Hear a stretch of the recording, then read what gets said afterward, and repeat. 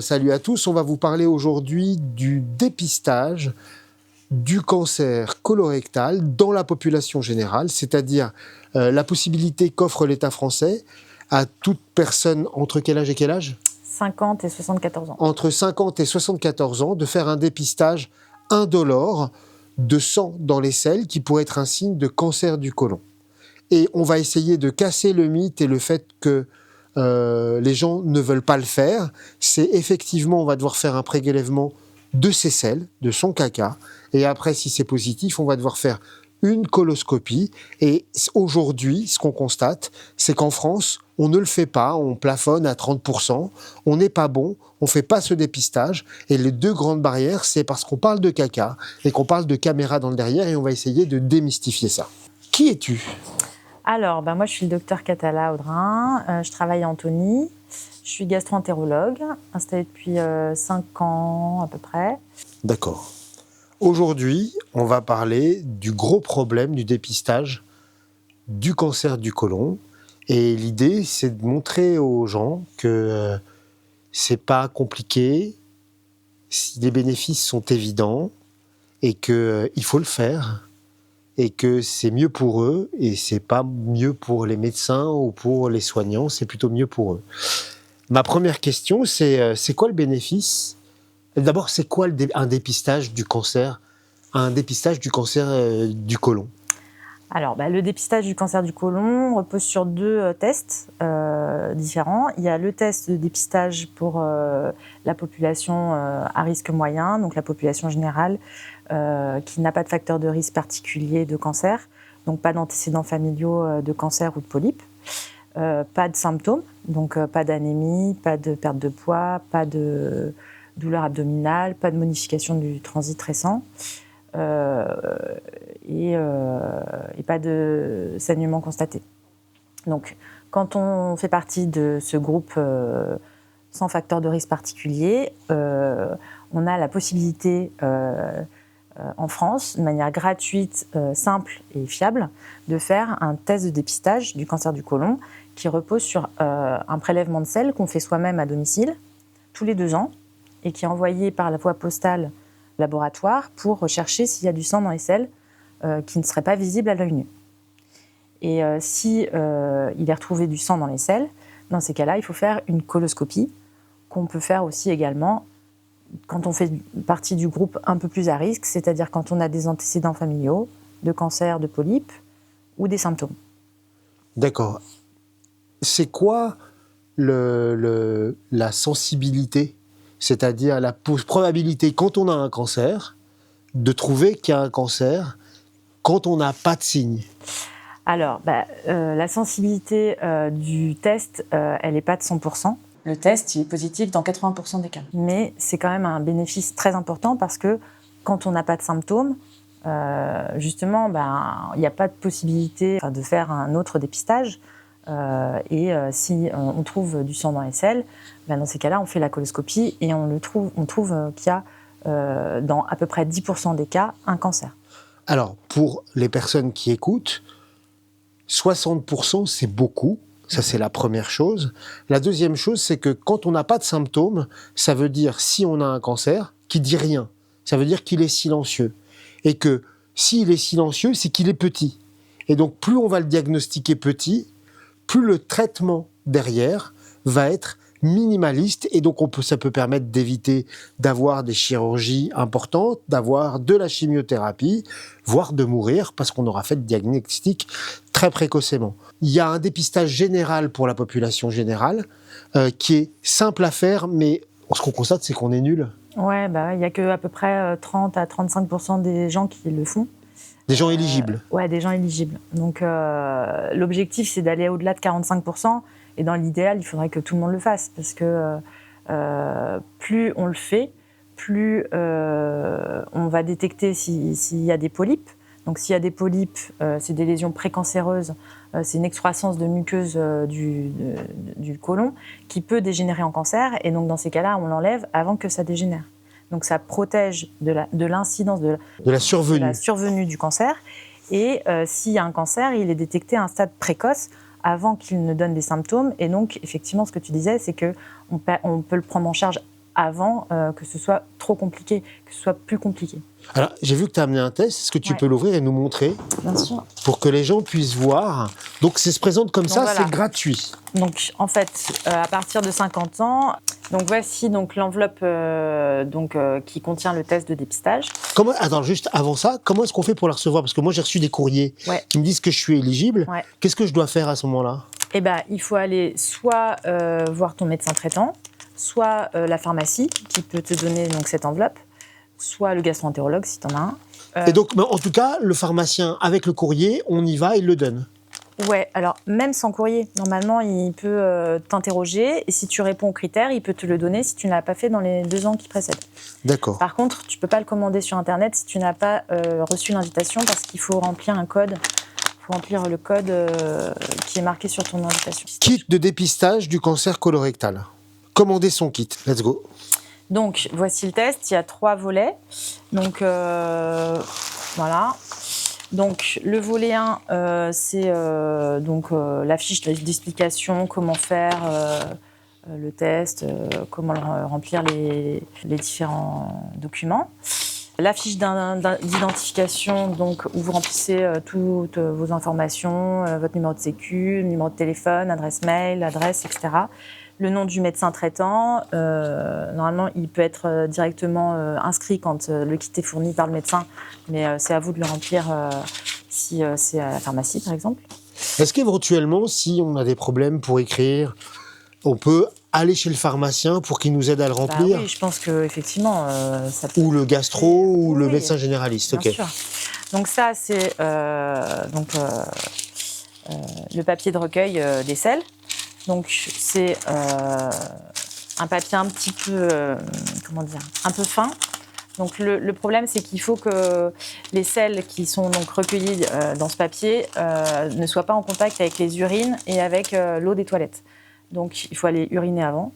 Et le mieux, moi, ce que je dis aux patients, c'est qu'il faut mettre peut-être un petit carton ou du papier journal entre ce dispositif de recueil et la cuvette des toilettes, pour éviter que si ça se déchire, ça tombe dans l'eau. D'accord, donc ça ne doit pas tomber dans l'eau, ça doit être... Voilà. Donc ça, en fait, tu le colles directement au niveau de la cuvette des toilettes. Et puis donc, tu fais caca. Donc c'est plutôt dans ce sens-là qu'on colle, voilà, comme ça. Oui, voilà, il faut que ce soit collé. Donc imaginez les gars que là, il y a l'appareil urinaire, on a la cuvette des toilettes. Voilà, donc la cuvette des toilettes, on pose comme ça. Et on s'assoit dessus. Et on s'assoit et on fait caca, directement. Ensuite, donc, vous prenez le petit écouvillon. Est-ce que ce papier-là, après, il va se dissoudre dans il part dans les toilettes. Très important, vous n'allez pas vous balader et mettre dans votre poubelle le papier. Vous le mettez... Après, vous le laissez tomber dans la cuvette et ça va se dissoudre comme du papier toilette et vos déjections. Et ensuite, et avant ça, bien sûr, donc vous faites le petit prélèvement. Donc c'est un petit écouvillon, voilà. Donc il y a une petite tige avec des petites stries et donc il faut badigeonner les selles sur ce petit dispositif. Prenez plusieurs endroits, hop, et puis après vous le remettez dedans. Donc vous n'avez pas besoin de toucher. J'ai une question un peu neuneux, mais mettons, tu fais caca, et au moment où ça va sortir, avec le papier toilette, tu t'as des excréments, ça peut éviter ça, tu peux tremper dedans ou ça fait des fautes, ça entraîne des erreurs. Quand tu t'essuies le derrière, au moment où tu vas... Oui. Techniquement, c'est pour les gens, j'en sais rien. Parce que par exemple, imagine, tu as des toilettes turques. Oui. Oui, il faut juste faire un prélèvement de sel. D'accord, c'est juste un prélèvement de sel, mais important, pas de pipi, pas l'eau des toilettes. Voilà, parce que ça va entraîner des faux positifs. Exactement. Faux positifs, ça veut dire que on va avoir le test va dire qu'il y a du sang dans les selles alors qu'il n'y en a pas. Donc ça va être une source d'inquiétude, et puis ça va être une coloscopie pour rien. Voilà. Et donc ensuite, il faut bien mettre son nom et la date du test. Je vous invite à mettre le nom et la date du test avant. Voilà. Et il faut l'envoyer en début de semaine, lundi, mardi, et pas quand il y a des ponts, parce qu'il faut éviter que ça traîne dans la boîte aux lettres. Et ça se met, alors il y a une enveloppe comme ça, là, et on le glisse dedans. Et on le glisse dedans, hop, avec le petit papier d'information. Mais tout est noté. Il y a des tutos sur Internet faits par l'assurance maladie qui sont très bien faits. On a l'enveloppe, voilà, on a mis son prélèvement, on met l'enveloppe, la fiche d'information dedans. Je pense qu'il y a un petit truc où, voilà, on enlève ça pour que ça colle. Voilà. Et après, on a une enveloppe. Voilà. Et donc, on met le tout dans l'enveloppe, qui est une enveloppe sécurisée en plastique pour pas que ça explose, pour pas que quelqu'un se retrouve avec du caca dans les mains, parce que ce sont des fluides corporels. On enlève la petite bande, on colle et on le met dans la boîte à lettres et il n'y a pas besoin d'affranchir et il y a l'adresse dessus. Voilà. Après, du coup, ma question, c'est combien de temps, une fois qu'on l'a envoyé, pour avoir un résultat ?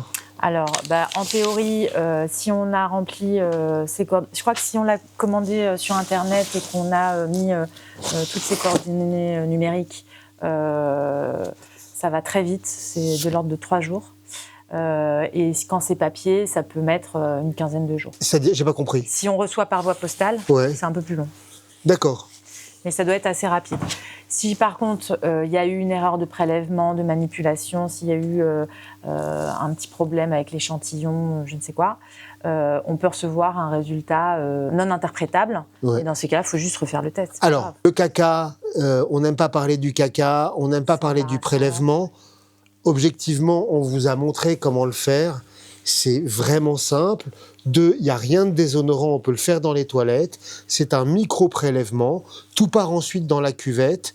Tout est bordé. Si vous voulez, vous pouvez passer par Internet. On va mettre l'adresse pour avoir son kit. Sinon, vous allez à la pharmacie et pas besoin d'invitation à le faire par l'État. Vous pouvez le faire spontanément. Vous identifiez et si vous avez des problèmes pour écrire, vous le faites avec votre pharmacien, vous ouvrez le kit avec votre pharmacien qui va vous aider à remplir toutes les données.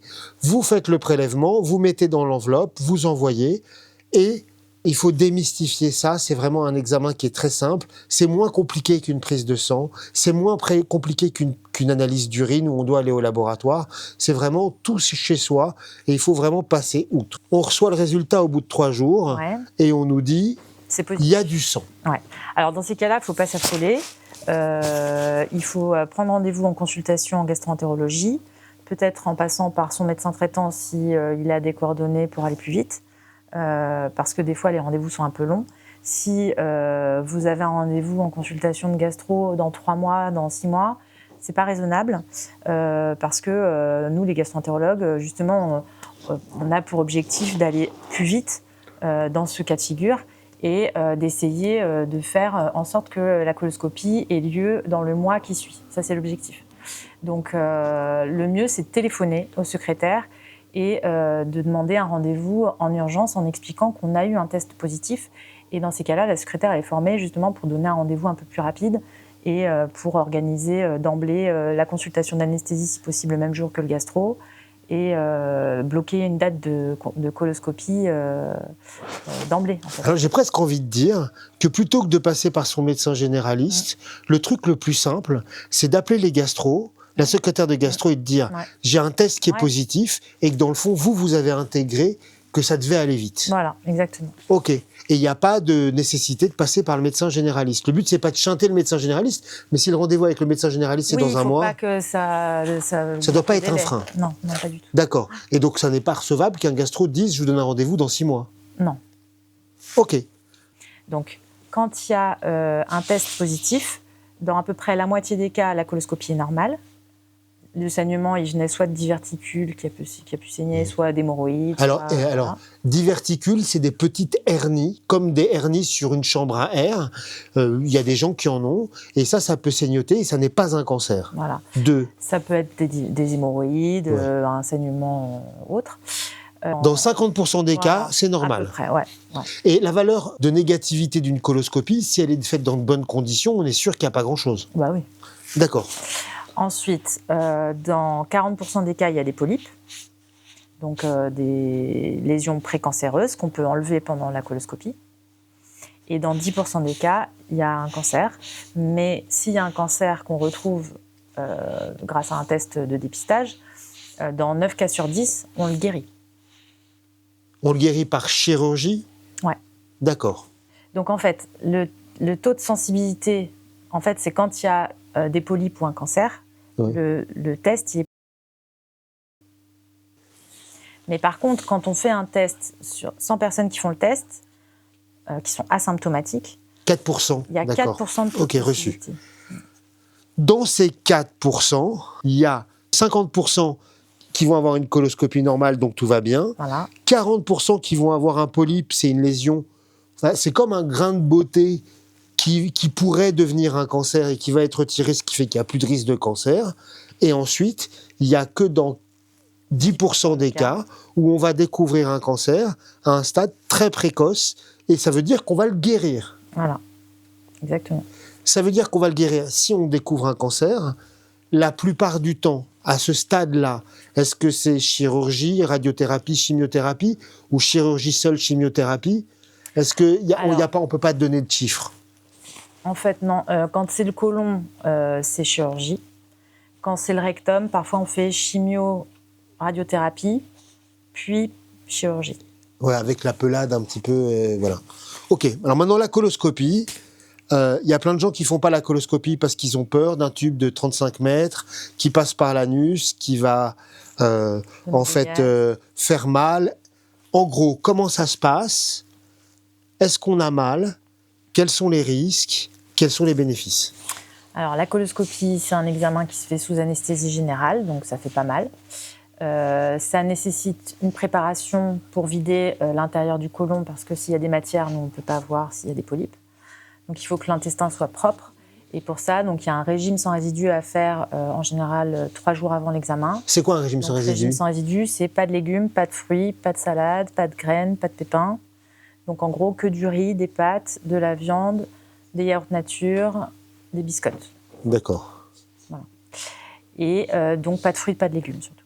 Et pendant ce régime, on peut vous donner un peu de laxatif éventuellement. Mais surtout une purge à boire dans les heures qui précèdent l'examen. C'est-à-dire la nuit, la veille? Voilà. Donc si l'examen, moi c'est ce que je prescris, si l'examen a lieu le matin, je prescris donc une purge à prendre la veille, au soir et dans la nuit. Et si l'examen a lieu l'après-midi, tout le matin. D'accord. Et donc la purge, en général, c'est un produit à boire associé à de l'eau claire, ou enfin une tisane, du thé. Vous pouvez varier toutes les. On peut sucrer? Vous pouvez sucrer, vous pouvez prendre un peu de jus de pomme. Alors après, il faut éviter de prendre trop de sucre avant l'anesthésie, mais la première partie, vous pouvez prendre un peu de sucre. Et il faut que ce soit des liquides clairs, transparents. D'accord. Et donc ça va vous faire aller aux toilettes, ça va vous donner une diarrhée, ça va vider l'intestin. Et ensuite, vous venez à l'hôpital. Il faut avoir vu l'anesthésiste en consultation avant, dans la semaine qui précède en général. Et donc, vous venez Alors juste de manière pratico-pratique, comment ça va être les grandes purges? C'est pas mal d'être arrêté la veille, parce que au travail. Non, parce que ça se fait les heures. C'est vraiment les heures. Ça se fait le soir. C'est-à-dire qu'en fait, on prend le médicament et dans les heures qui suivent, on va avoir Le médicament, tu le prends à 20h en fait. Ouais. Ok. Donc en général, sauf ceux qui travaillent la nuit. Mais ouais, d'accord. Ok. Donc, tu as vu l'anesthésiste la semaine d'avant. Voilà. Il te donne les préconisations sur les traitements, s'il y a besoin d'arrêter un traitement ou quoi. Faut pas prendre de fer non plus, ça peut colorer un peu les matières. Alors ça, c'est pour les patients qui ont de l'anémie, voilà, à qui on a prescrit. Alors les patients qui ont de l'anémie, ça peut être des patientes qui ont des règles abondantes ou qui ont des saignements en dehors des règles abondantes. Ça peut être des gens qui ont une anémie d'une cause digestive, justement, et qui vont être sous fer. Ça, en fait, colore à cause du fer qui se corrode une couleur noire, qui empêche de voir le tube digestif et donc du coup qui rend contre-productif la coloscopie. Donc pour ces gens-là, c'est combien de temps avant qu'ils doivent arrêter le fer? Entre 1 semaine et 10 jours. Ok, donc allez, 15 jours avant, plus de fer.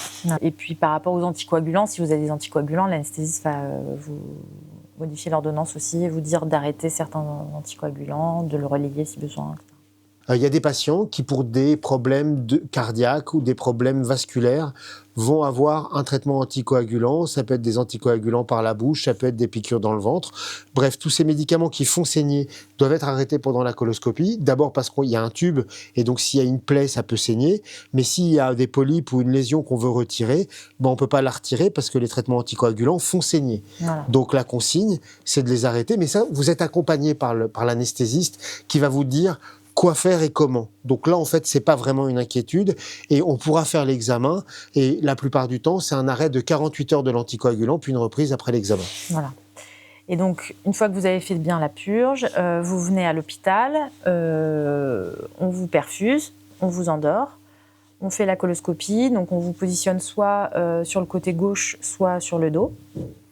Et puis, la coloscopie, donc c'est un tube qui fait à peu près 1 mètre, qui est inséré au niveau de l'anus, après qu'on ait fait un toucher rectal pour vérifier qu'on puisse passer facilement la caméra.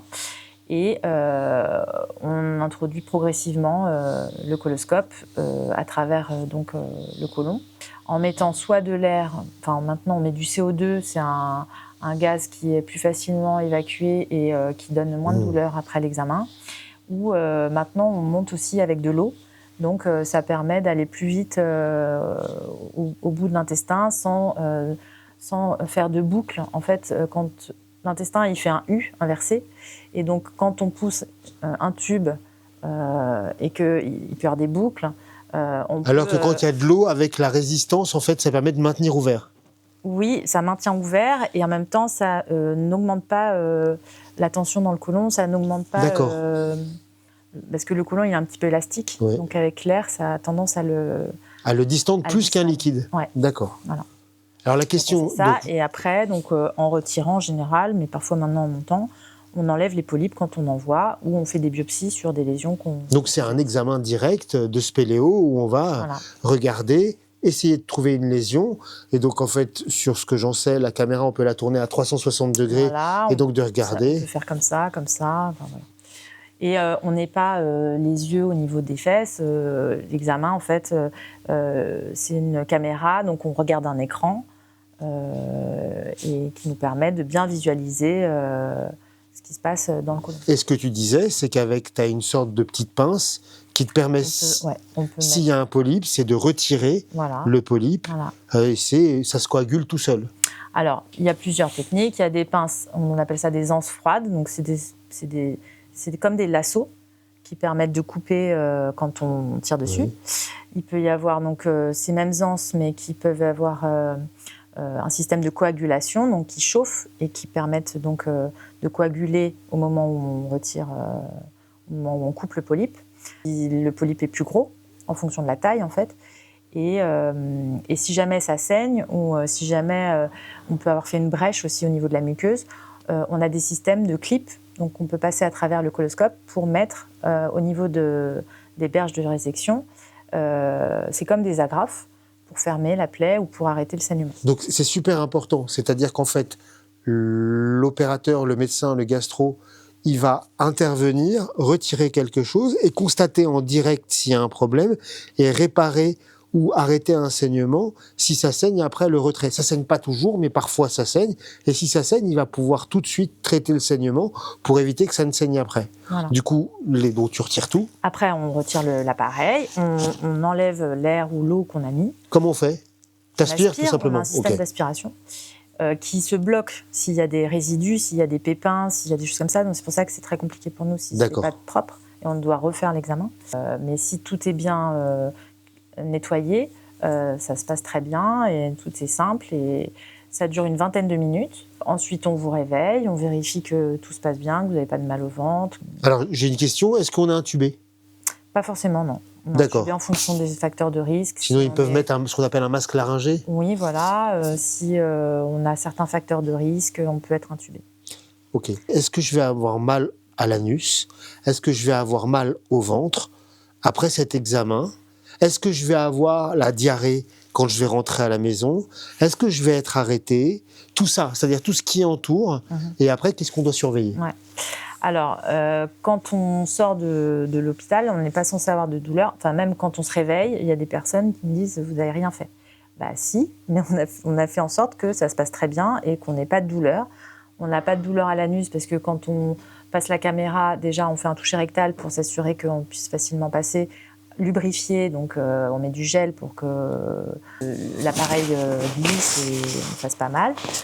L'appareil il fait la taille à peu près d'un doigt en largeur, donc c'est pas, il n'y a pas de plaie. Donc quand on se réveille, on n'a ni douleur abdominale ni douleur à l'anus. D'accord, on va pas avoir la diarrhée. On n'a pas la diarrhée, on est vidé. Au contraire, on peut même être bloqué pendant 2-3 jours le temps que le système digestif se remette en route et que les aliments repassent. Oui, parce qu'on est complètement vidé. Ben oui. Donc ça veut dire que quand on mange, ça part du début et c'est pas le train qui se suit de l'alimentation. 48 heures à... Alors, parfois, certains patients peuvent avoir des petits troubles du transit après une coloscopie parce que le fait d'avoir vidé l'intestin, ça peut aussi avoir joué sur le microbiote. Donc on peut prendre, si on a l'impression qu'on est moins bien, qu'on digère moins bien, on peut prendre des probiotiques pendant 1 semaine, 10 jours, réintégrer une flore intestinale tonique. Ok. Il n'y a pas d'arrêt de travail parce que normalement le lendemain vous êtes censé reprendre votre vie habituelle. On peut refaire du sport, on peut, il y a pas, c'était ça ma question, j'ai oublié, c'était sorti de ma tête. Ouais. On peut refaire du sport. Le soir même vous pouvez manger normalement. Vous reprenez une vie normale. Une demi-journée, il faut compter une demi-journée. Par contre, il faut être accompagné, il ne faut pas être seul le soir, parce que par rapport à l'anesthésie générale, si jamais on fait un malaise ou si on n'est pas bien, il vaut mieux être accompagné et être accompagné. Pour le coup, c'est le moment où on fait peur aux patients. Vous avez une anesthésie générale, donc vous ne partez pas de l'hôpital en prenant votre voiture, parce que vous avez eu une anesthésie générale et qu'il peut y avoir de la somnolence, un malaise, des petites choses après des traitements. Vous n'êtes pas assuré du coup. Voilà. Et si on sait que vous êtes sorti de l'hôpital et que vous avez un accident, vous n'êtes pas couvert par votre assurance. Ma deuxième question, et c'est aussi le moment où on fait peur, qu'est-ce qu'il faut surveiller dans les 24-48 heures qui suivent pour le patient ? J'ai eu ma coloscopie, qu'est-ce qui va me faire dire je dois appeler ou je dois aller aux urgences parce que c'est pas normal ? Si on a des douleurs abdominales, si on a du sang dans les selles, si on a de la fièvre. C'est les 3 signes qui font qu'il faut mieux aller consulter aux urgences en disant qu'on a une coloscopie, en rapportant le compte-rendu de la coloscopie, parce que les risques principaux de la coloscopie, c'est qu'il y a un saignement, donc d'autant plus fréquent qu'on enlève des polypes, une infection pulmonaire ou digestive par translocation de bactéries dans l'intestin, une perforation. Non, il ne faut pas faire trop peur aux patients. Je sais, mais il faut le dire. Oui, il faut informer. Mais alors, du coup, pour assurer, translocation, c'est qu'en fait, dans le tube digestif, on en a parlé avec les microbiotes, on a des bactéries et quand on met de l'eau ou de l'air, les bactéries peuvent passer à travers la muqueuse et passer dans la cavité péritonéale, c'est-à-dire dans la cavité du ventre ou au niveau du poumon. On a été intubé, donc on peut aussi avoir, mais ça c'est les risques, c'est les mêmes risques que si vous aviez une appendicectomie ou que vous... Il y a toujours des risques qui sont réduits au minimum aujourd'hui. Donc il ne faut pas être terrifié et se dire ils ont dit qu'il y avait des risques, donc il ne faut pas le faire. On vous en informe parce que vous devez être informé. On l'a dit, il y a des risques de saignement, mais en même temps on a contrôlé avant de sortir, mais c'est pas à 100%. Donc ça peut arriver. Et donc pour qu'il n'y ait pas de problème, c'est du sang, une douleur, de la fièvre, vous revenez aux urgences. Voilà. Et c'est vraiment très rare. Les risques, c'est moins de 3 cas pour 1000, tout risque confondu. Alors, entendez bien, c'est pas 3-4%, c'est 3-4, donc c'est 0,4%. 0,3. 0,3-0,4%. De risque qu'il y ait une complication. Et si vous venez tôt à l'hôpital, pensez toujours à venir parce que parfois, là où vous faites votre coloscopie, il n'y a pas d'urgence. Si vous allez dans des urgences, là où vous n'avez pas fait votre coloscopie, allez avec votre compte-rendu pour qu'on puisse le savoir et signalez-le. Ça, c'est une certitude. Et c'est la fourchette haute. Le risque de perforation, c'est, je crois, 1 pour 1000. Voilà, on est vraiment dans un geste vraiment de pratique courante avec un risque de complication extrêmement faible. Bon, est-ce qu'il reste une raison de ne pas faire l'hémoculte ou le test de dépistage générique ? Et est-ce qu'il reste une raison de ne pas faire la coloscopie ? Je crois pas. Ouais, on est vraiment dans un bénéfice qui est dingue. C'est comme si, vous alliez chez votre réparateur, il fait un mini-test sur votre gaz d'échappement et qu'il arrivait à trouver qu'il y avait des fragments de limaille et que du coup, il vous dit, je vais mettre une caméra dans le moteur, sans ouvrir complètement le moteur pour voir s'il se passe quelque chose au niveau du joint de culasse et qu'il puisse vous affirmer il n'y a rien. C'est vraiment, faut le voir de cette manière-là. C'est vraiment de la médecine de prévention. Et aujourd'hui, la prévention, c'est la clé de la bonne santé. Bien plus que quand on intervient. Parce que si on attend, qu'est-ce qui se passe? Si on attend. Si on attend, on va avoir des symptômes qui arrivent. Donc déjà, on est encore plus stressé quand on va à la coloscopie. Si on trouve un cancer et qu'il a un stade avancé, dans ces cas-là, ça veut dire chirurgie, voire simplement chimiothérapie. Parce que peut-être que finalement la chirurgie n'est pas la priorité, parce que si le stade est trop avancé et s'il y a eu un développement de métastases, on va traiter en priorité les métastases, par exemple hépatiques, qui sont plus à risque en termes d'évolutivité. Et donc, et après, par contre, le cancer du côlon, c'est un cancer qui se soigne de mieux en mieux et pour lequel la chimiothérapie fait énormément de progrès. On arrive maintenant à traiter des cancers à un stade métastatique et à les guérir. Le mieux, c'est quand même de traiter un cancer qui est à un stade le plus précoce possible. C'est beaucoup plus simple et puis pour le patient surtout, en priorité, ne pas avoir de chimiothérapie, c'est quand même idéal. Alors, pour simplifier, une tumeur du tube digestif, c'est une excroissance qui se multiplie et qui, à force de se multiplier, va avoir des aberrations et qui va devenir une cellule qui a un cancer. Et ce cancer va grossir. Donc, il grossit localement, puis il grossit en envahissant la paroi du tube digestif, puis il grossit jusqu'à gagner des vaisseaux sanguins, et après, les cellules cancéreuses, elles se baladent dans le circuit sanguin, et c'est ce qu'on appelle des métastases. Donc, entre soigner un cancer qui est local, qui fait 1 mm, 2 mm, 2 cm, et une tumeur où il va falloir enlever tout le côlon, où on aura de la chimiothérapie ou une partie du côlon. Une chimiothérapie éventuelle, dans la radiothérapie non, mais ça va être de la chimiothérapie, même si on dit que le pronostic du cancer du côlon est meilleur que celui du cancer du pancréas par exemple, je trouve que c'est ballot de ne pas faire l'examen, qui permet vraiment de prendre à un stade extrêmement précoce et d'avoir un pronostic de 100% de guérison. Merci beaucoup d'être venu, parce que c'était super clair et c'était... moi j'ai vu le test pour la première fois et... du coup, je vais le faire. Ah bah oui, il faut le faire. Du coup, je vais le faire. Garde-le. Même si je n'ai pas de facteur de risque familial. On parie ? J'ai pas de facteur de risque familial. Eh ben justement. Non, mais c'est pour ça que je vais le faire. Ah bah oui. Non, mais c'est pour ça, là, je pars pas avec ça, mais je vais aller le demander demain à ma pharmacie. C'est dommage de pas faire ce test de dépistage qui vraiment prend moins d'1 minute, qui ne coûte rien et qui permet d'avoir accès à un dépistage précoce d'une maladie grave pour laquelle, si on a fait la coloscopie, on trouve la pathologie, on a 100% de guérison avec un traitement minimal.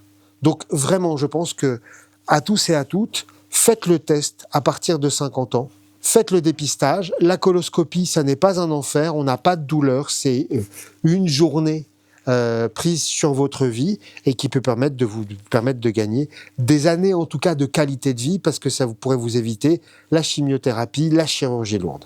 Merci. Attends, on va le jeter à la poubelle, du coup. Je vais le garder pour moi.